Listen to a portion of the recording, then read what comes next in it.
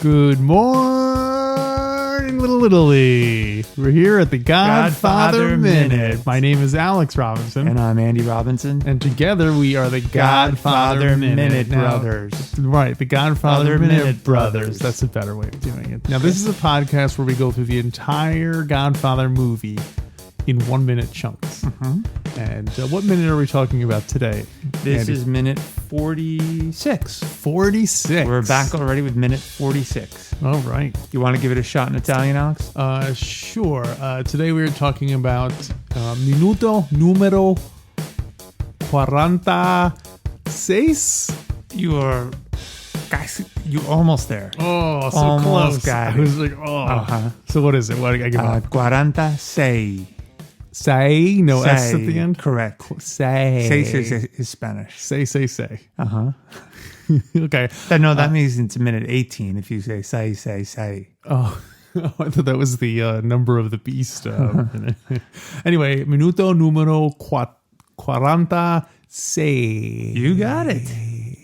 Which means 46 in American-ish. So minute 46, I'm going to change the format a little bit because usually I say what do you mean? Usually I say when the minute starts. Well, I'll continue to do that, but I feel like we need to sort of summarize for people more what's happening in the minute. In the entire minute? Yeah, just like kind of like basically a summary. Short note. So the minute starts with Don picking out some fruit there on the Lower East Side. Mm-hmm. And as the minute progresses, some gunmen show up. They shoot the Don, and Fredo is upset. Just so people get the whole big picture before we start getting into the... Got it. But I thought you did. I thought you do that every time. I usually say when it begins and when it ends, but sometimes I feel like I forget to say when it ends. I mean, I don't think anybody really matters all that much, but you know, it's nice to give some sort of give the overview of what's happening, especially if you haven't seen it in a long time. Yeah. So that's it then. That's the whole minute. So we'll see you next minute. Back next week. Until then, and take the gun and leave the cannoli. Oh, wait, we forgot to rate this minute. Okay. Oh, we forgot to do headlines. All right. Well, that's in the bonus content. Oh, that's right. So, anyway. Speaking of bonus content, if you want to unlock the secrets to this Godfather Minute analysis, go where? Where do they go out? GodfatherMinute.com/support. Okay. Support. You can also go to joeyzazaismyhero.net. I don't know if the retailer has to buy that. He has to buy any websites we mention on the show. Really? Yeah, it's a contractual thing. Are you being serious.org? I think that one might already be taken. Uh-huh. So yeah, the minute starts off with the Don Corleone, picking some fruit from the fruits. I'm going to buy some fruit, as he reminded us several times in the last minute. Fredo, I'm going to buy some fruit. I'm going to buy some fruit. You stay in the car. Keep your gun ready. And your friend's closer. No, your enemy's closer. Yeah, I was just suddenly thinking that when Fredo, we'll get to Fredo taking out the gun. Mm-hmm. It would be funny if he took out, he was holding a cannoli in his hand because he thought he was. You know, we talked, I think it was last minute, about if only the world had more public domain material, we could redo The Godfather and have some really funny bits in it like that. I think we could do a parody of it if we wanted. Oh, that's allowed? Where Fredo pulls out a cannoli? Yeah, exactly. And then later on it cuts to Fredo's wife opening the box of cannolis and there's a gun inside of it. She's like, what? Yeah. Or you find Paulie in the car and he's all passed out. But instead of riddled with bullets, he's got cannoli cream. Paulie? Oh, you won't be seeing him no more. Wait, since you said that, do you feel like we need to add a sound effect when anytime we say that? So Paulie, you won't be seeing him no more? Yeah, like a ricochet or something. Oh no, like shoot out. It wouldn't be a ricochet because he gets plugged. Yeah, right. What would it be? No, it would be. Maybe I'll surprise. Stupid jerk. That's what it should be. Him saying "stupid jerk" whenever we bring up his name. Well, I guess we won't be bringing it up too much longer anyway. That's true. Because how many minutes are left until we see the end of him? Until when? Until the scene where he says, "Take the gun and leave the cannoli." Oh, because you want to hear the cannoli countdown. Countdown, guns and cannoli. Countdown, won't be seeing Paulie no he got a cold and then didn't show up to work. I thought Paulie was a good kid, but it turned out he was the stupid jerk. I'm talking about a countdown. 2 guns and cannoli. Countdown. You won't be seeing Paulie no more. You gotta leave the gun to send a clear message, or else you might lose your life. And whatever you do, take that cannoli. Don't upset Clemenza's wife. We're working on a countdown, counting down. Guns and cannoli. You won't be seeing Paulie no more. How many minutes left? How many minutes left? We're doing the countdown. How many minutes left? Well, I can't just give it to you. How many minutes left, Alex? How many minutes left? I just realized we're doing this whole episode backwards. Are we really? Well, we did the plugs. Now we're doing the cannoli countdown. And then I will say that there are, well, what minute is this? 46? I think it happens in like 59. you're right. It does happen in I'm going to 59. say there are 67 minutes left. 6,700 minutes. 6,700 minutes. You are almost right. That leaves us with 13 minutes left. Until, Lucky 13. and then after that, Paul, you won't see him no more. Got to come up with something cool. Yeah, maybe a bullet, I guess. Yeah. Or maybe a bomb, the old school H-bomb sound effect. Like, Oh, that one. Maybe it should be like, like a sort of submarine. oh, you won't diving see sort him of sound. anymore. You won't see Paul anymore because he goes underwater in the Submerging submarine. under the ground, yeah. So, You need to do like a calypso version, like under the sea kind of a thing. Paulie, you won't see him no more. So the minute starts off with the Don buying some fruit, and I noticed there was a poster in the back for Jake LaMotta versus Tommy Bell. Yes. And I looked it up, and that is a real at this time forthcoming boxing match. Wow. It happens on January 11th, 1946. So I guess cool. if this is Christmas Eve, as we were guessing, then that would put it about 2 weeks away. Is Jake LaMotta the character that Raging Bull was? He is the Raging Bull. So it's a kind of Ah. weird. Of course, no one knew this at the time, but that not only would Robert De Niro be playing Marlon Brando, but then Marlon Brando would also go on to play Jake LaMotta. So it's that's crazy. It's like a weird foreshadowing. Yeah, So yeah. if you were a time traveler and want to go back to bet on that match, it goes 10 rounds, and it is decided for Jake LaMotta in a unanimous decision. So So they didn't actually win it? Or I guess he won it. he But, won it, but 10 brutal rounds. Oh, man, that's rough. Punching each other. So yeah, so everyone should go back to 1946 and check that out. Yeah, cool. Well, I have a few things about this minute, Alex. Oh, really? Good. No, it was going to be a very short episode.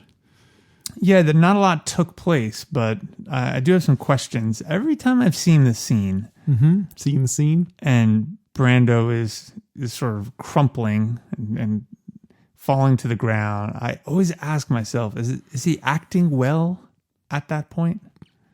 Is that a good portrayal of someone who's just been shot and then falls to the ground? And I'm not sure why I always wonder that. I wonder if that's a sign that maybe it's not. Maybe there's a little chink in the Brando acting armor. There's a couple of things that bother me about him getting shot. Number one is that when there's that overhead shot and you see the guys plugging into him, and his exposed back is right there, and there's no squibs, blowing, making it look like he's getting shot. There's no physical. It looks kind of phony in that sense. Yeah, And it's noticeable. I've never seen anyone get shot personally, so I can't speak to the authenticity. Because in the movies, sometimes people get shot and they don't even notice it. You know what I mean? Like they'll be like, "Oh boy, it looks like oh my god!" And then suddenly they'll realize they're shot, or they'll get shot and then like be stunned for a second and then slump over. And Yeah, that's true.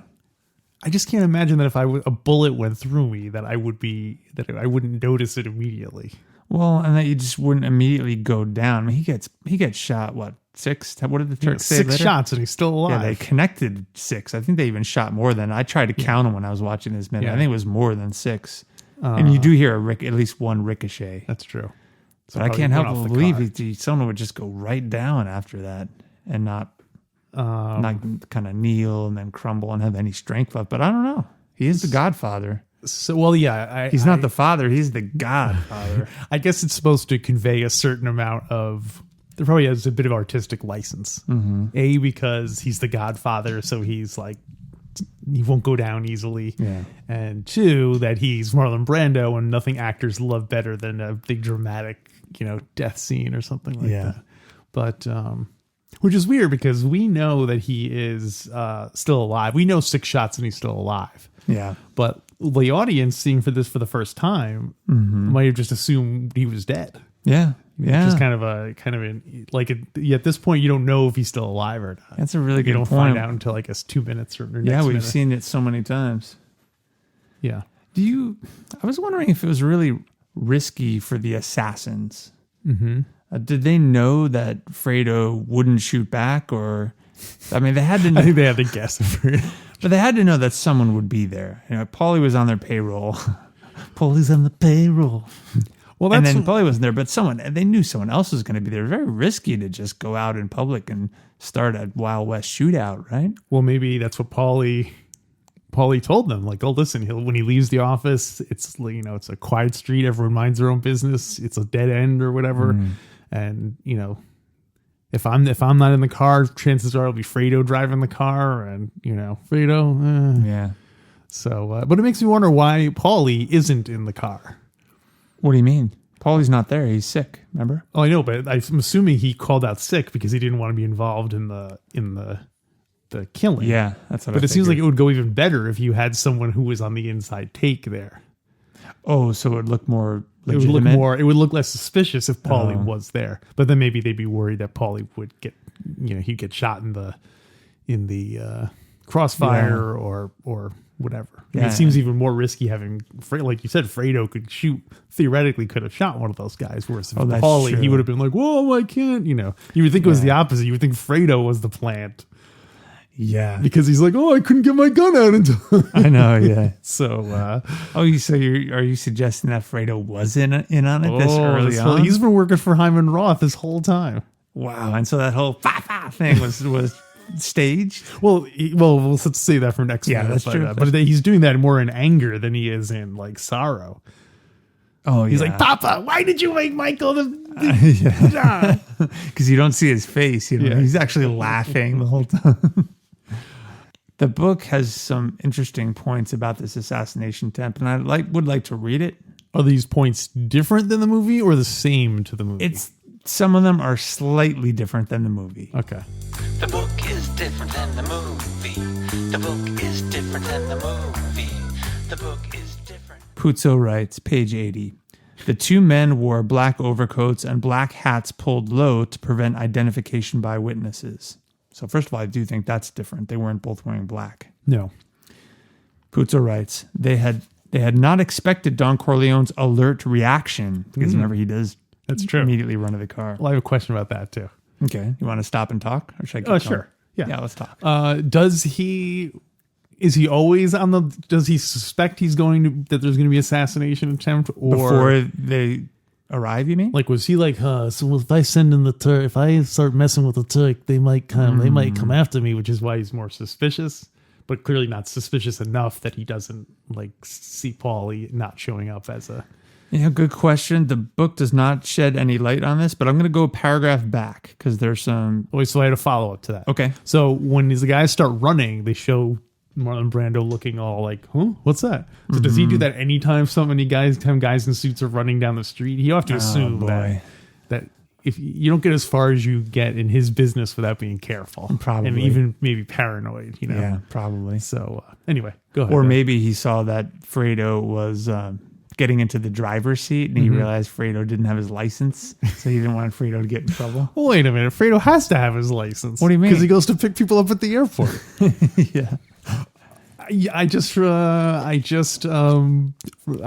heard something not related to this minute. Okay. Should I say now or should I? Yeah. Go do it. I was listening to another podcast called Mafia, which I think I might have mentioned on the show. And at one point they used the phrase Mickey Mouse to refer to, because they said it's starting in the 40s and 50s when the mob started spreading west.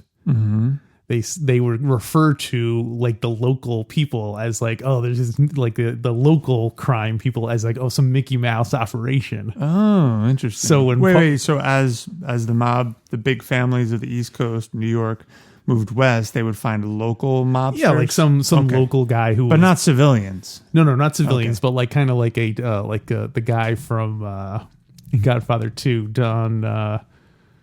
Is it Fanucci? Don Fanucci, like that, like a sort of small time operator who that they would then come over and be like, oh, these little Mickey Mouse things. So when he's saying, oh, this Mickey Mouse nightclub, I guess he is specifically referring to a thing out west that was not being run in a serious manner up until that point. Wow, so, interesting. So anyway, that's it. That's the origin of that. It wasn't really. That's great. I assumed it was product placement.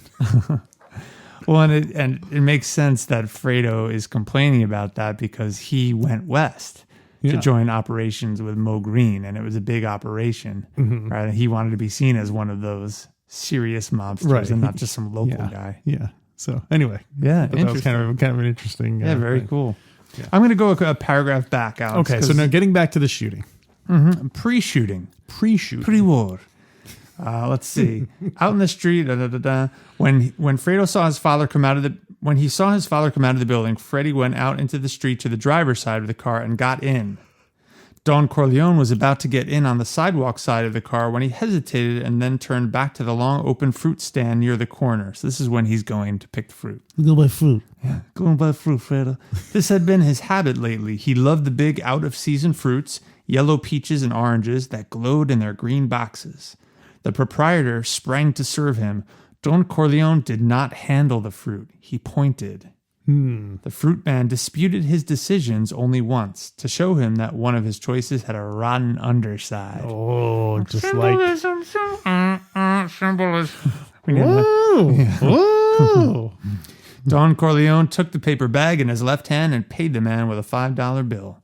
He took his change and, as he turned to go back to the waiting car, two men stepped from around the corner.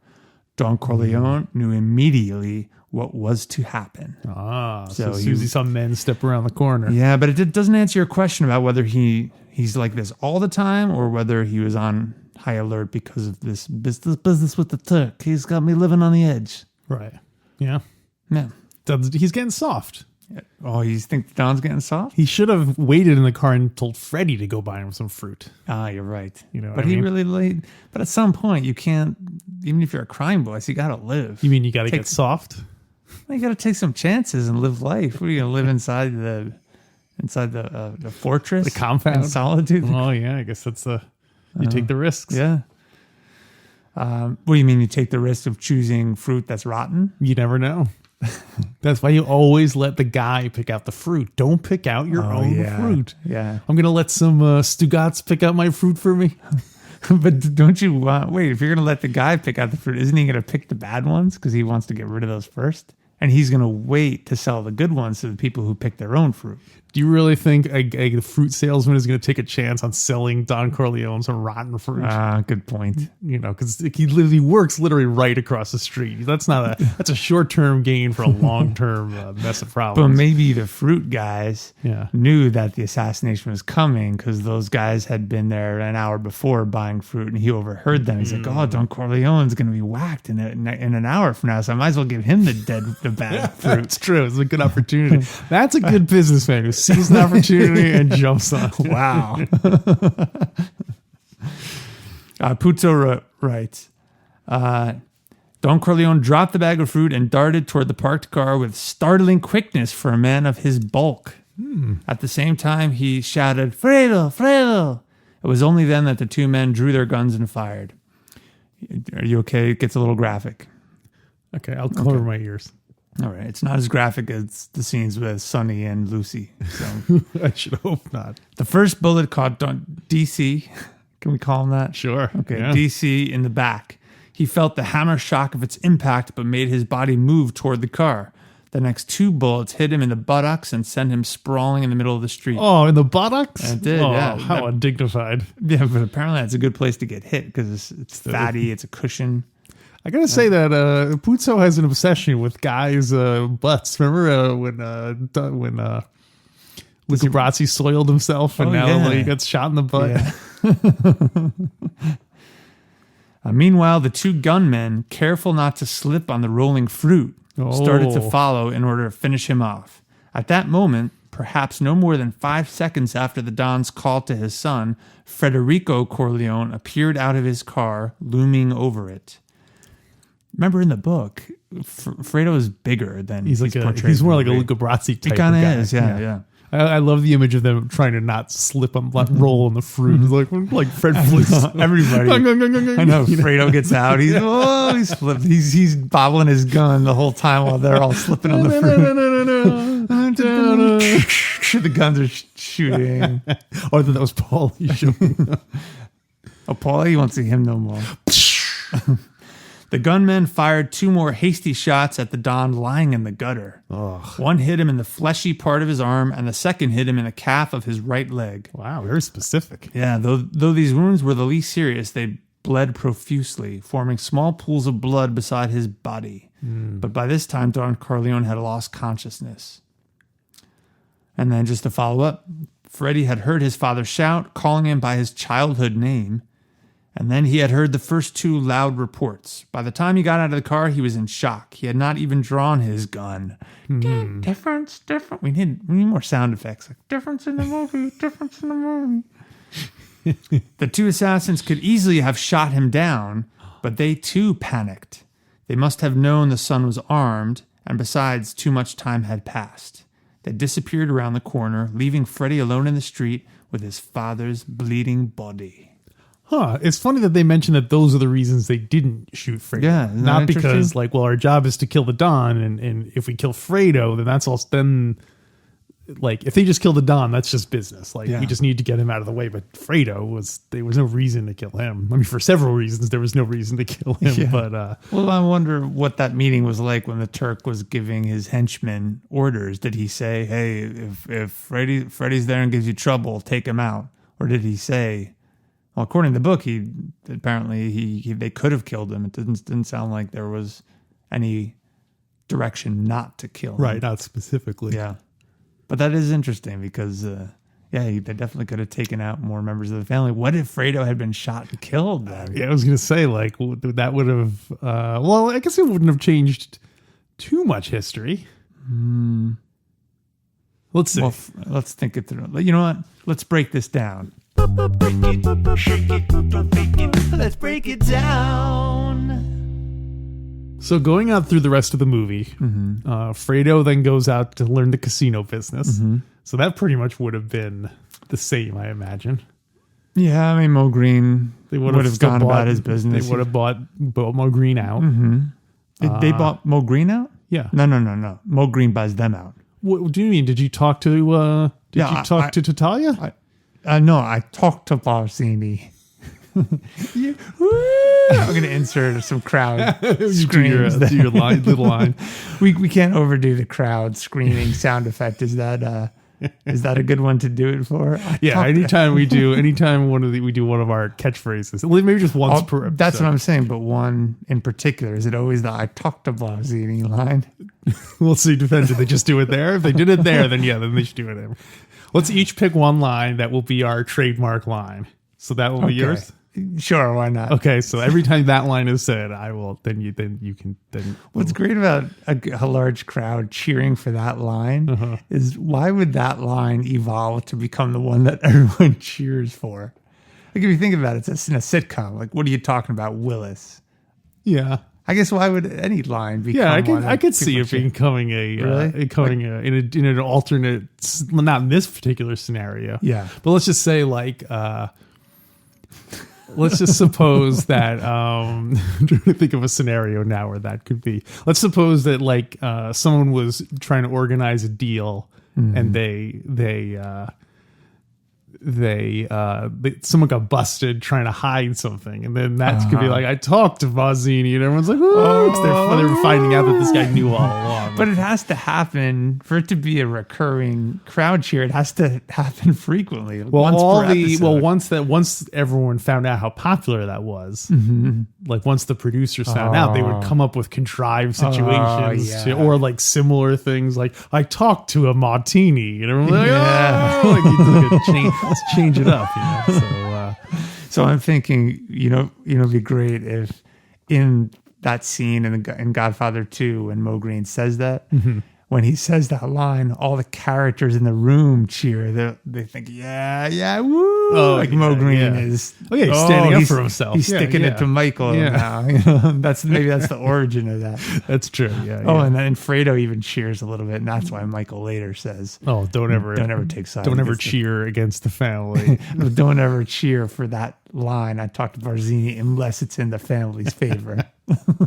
He's like, don't ever go against the family, and everyone's like, woo! He's saying his line. He's saying his catchphrase. It's the never ending. So think about what your line is going to be. Okay, I'll think about it. Well, yeah, but I was in the middle of a story though, wasn't I? Were we talking about something about how do we start talking about Barzini? Oh, what happens if Fredo had died? Did you say that we were talking about Barzini? Wait, are you saying boo or woo? Like I said ooh, but maybe you want to say boo because Barzini in this alternate people never boo on sitcoms. In this alternate Godfather reality, Barzini is a hero, and so when you talk to him, people are cheering. But when you say, "I talk about him," that's not good. Okay. So that doesn't get us any further. What were we talking about? We were talking about if Fredo had died in this scene. So I assume Sonny would have gone just as much on the rampage. Michael takes over. Yeah. Godfather 2, Johnny Ola reaches out to Freddie to get a traitor. So if Fredo had died now, would they still have sent Mike to Sicily and all that? You know what I mean? Would that have influenced? Because I don't think Fredo played any role in that. Right. Yeah, they didn't think that Sonny was going to get killed. It wasn't until Sonny got killed that Michael became important to the family in terms of the business. So he still goes to Sicily. So he goes to Sicily. Sonny is the head of the family while Michael's in Sicily. Sonny gets killed while Michael's in Sicily. Yeah. When he gets killed, that's when the Don brings Michael back and brokers the peace and then brings Michael back. Yeah, because that's when I guess Tom is temporarily running the family. Yeah. And he tells the Don what everyone else seems to know. They work to bring Michael back. Then the rest of the movie pretty much plays out the same. Yeah, I don't think it would have had any impact. Well, what about part 2? Yeah, I was fast forwarding to part 2. So Johnny Ola wouldn't have anyone to reach out to, or he'd reach out to someone else. But it's still unclear to me when Fredo double crosses the family, what impact does that have on the family? I mean, you get people in the compound that shoot the machine guns. Whereas children come to play with their toys. Well, what about I guess that contributes to the overall war with Roth and Michael. Like, would Frankie Five Angels have been strangled still?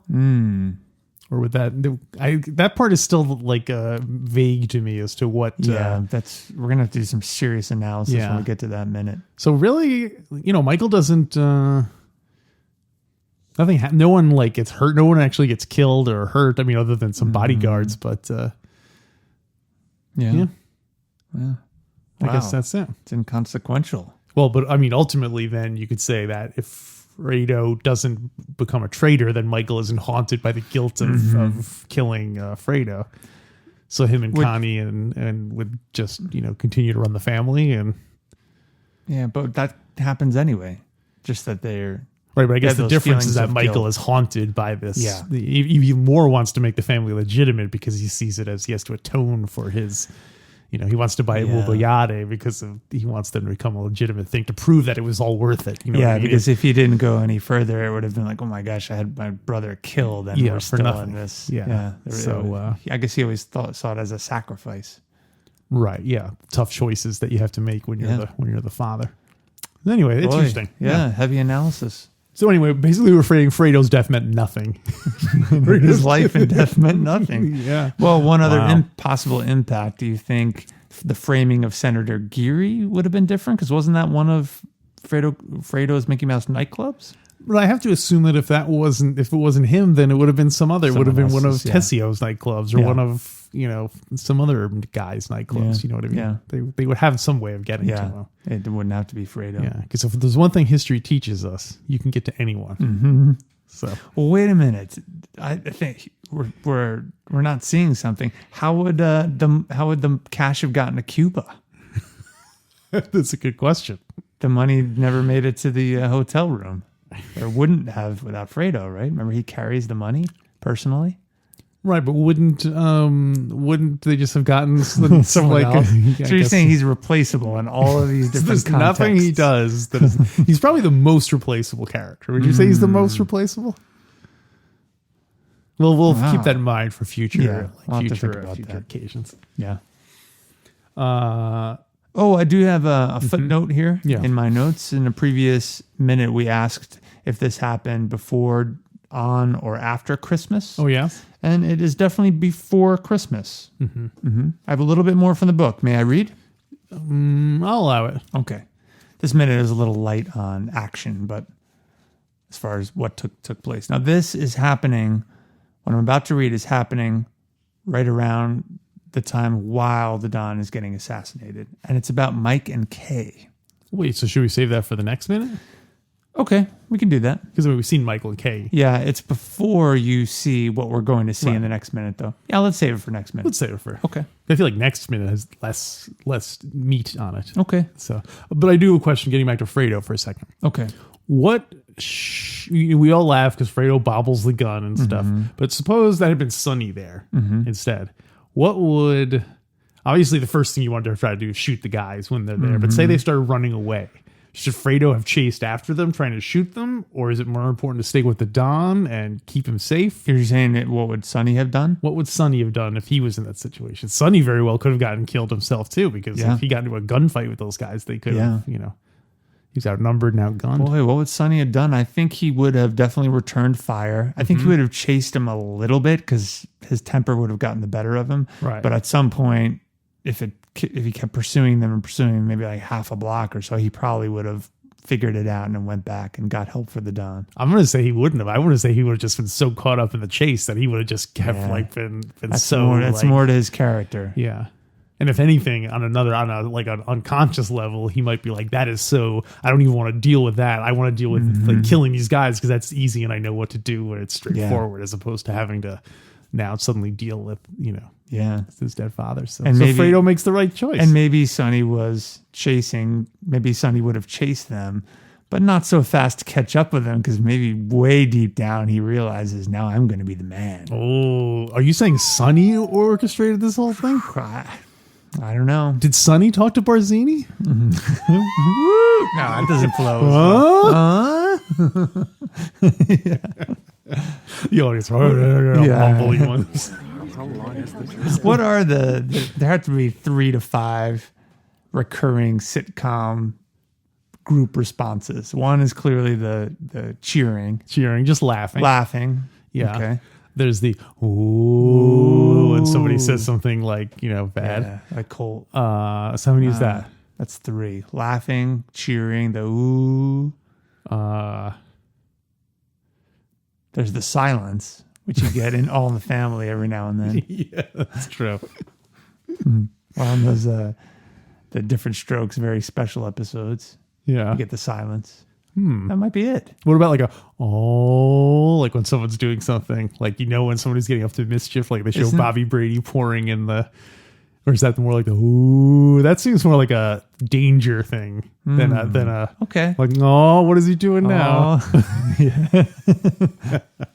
Is there ever an Oh, totally. really? Yeah, like if they show Michael's son drive in a little electric car, everyone will go,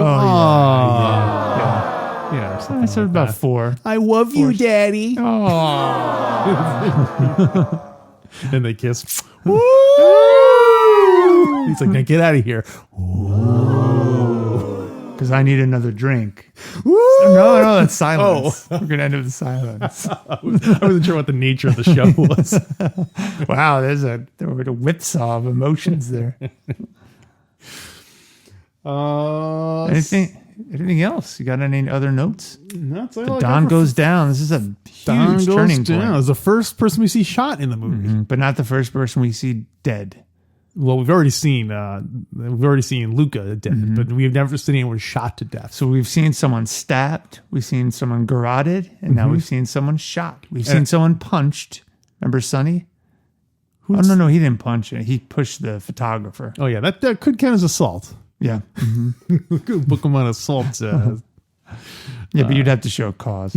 That's going to be your line. Okay, that's your go-to line. I'll go for that one. Okay. No, actually, you know what? When I say it, I want everyone to go, oh. It is kind of a threatening line. So I'm going to say everyone go, oh. No. So you're going to have to, wait, what is it? You're going to have to should go before a judge and show before cause? a judge in the morning and show cause. That is ridiculous because no one... That's not recurring, but yet people know how to respond that way. Well, all right, I guess that'll wrap up minute 46. Do we want to tease? Do we have anything we're going to talk about in the bonus content? I have a few different ideas. Can I lay them on you, and maybe we can pick together right now? Yeah. Last episode we talked about Polk's hobby shop. So I was wondering maybe we could talk about what hobbies all the characters in Godfather have. Should we do that one? I like it. Yeah. Okay, let's do that one. Yeah. Hobbies. All right, so I guess that'll wrap up minute 4. Oh, we gotta rate it. Gotta rate it. It's a big moment. Huge moment. Well, let me just say this. This may be the first minute where Brando's presence does not bump it up one. Because of because he hams up the death scene. Yeah. It's not terrible, but you're right. It's the effects. It's the lack of blood and the bullet holes. You do see, at least when there's a close-up and he's falling slowly, you do see at least one bullet hole and blood coming out. A little ketchup on his shirt. You got some ketchup on your shirt, Pop? Let me get some so I just realized bicarbonate soda. I'll get it out for you. Some other notes I had about this before we wrap it up. In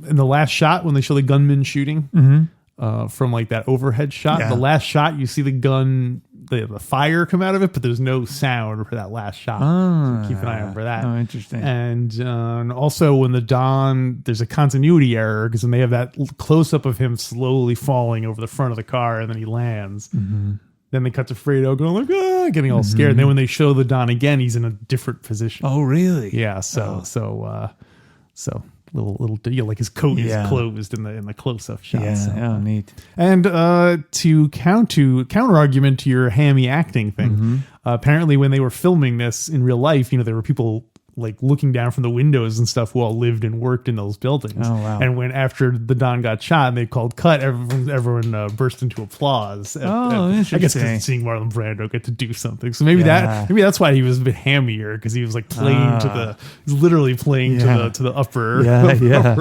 balcony. This episode of Godfather 1 was performed before a live audience. Woo! I'm going to go ahead and give it 3 stars. How come only 3? The lack of realism frustrates me in the shot. I mean, you do get to see Fredo bobbling a gun. That's pretty cool. Yeah. If Fredo's signature line, if the minute were a few seconds longer and we got to Fredo's signature line, it would definitely be You think higher. that's his signature line? It's becoming that in our podcast, I feel like.